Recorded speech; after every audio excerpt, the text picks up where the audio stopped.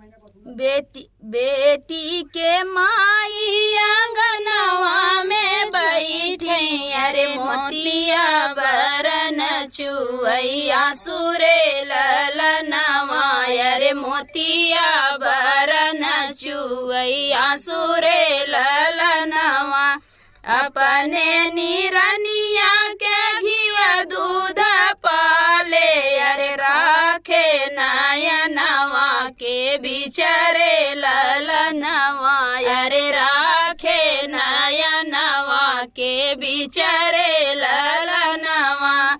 जेही दीना मोरी बेटी होई है पराई, अरे कैसे रही है प्राण हमारा रे ललनवा, अरे कैसे रही है प्राण हमारा रे ललनवा।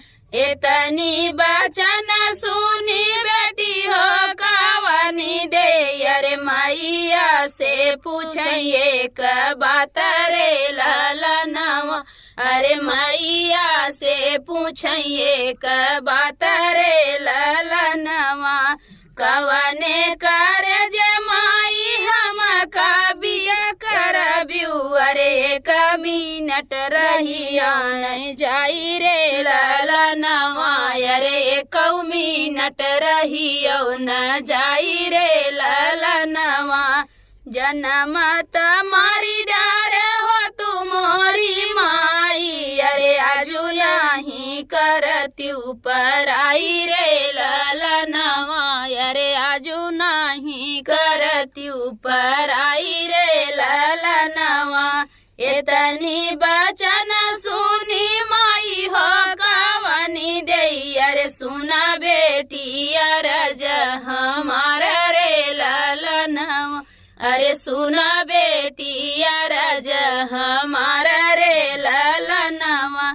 अपने निको खिया के जनमल लड़िकवा, अरे सब लागइए एक समान रे ललनवा, अरे सब लागइए एक समान रे ललनवा। बिटिया यौ बेटवा बेटी एक कोखी जनमे, अरे कैसे के बिटिया मुँह आई रे ललनवा, अरे कैसे के बिटिया मुँह आई रे ललनवा। तो फ्रेंड गीत कैसा लगा कमेंट बॉक्स बताना। फिर मिलते किसी नए गाने के साथ, तब तक के लिए बाय बाय।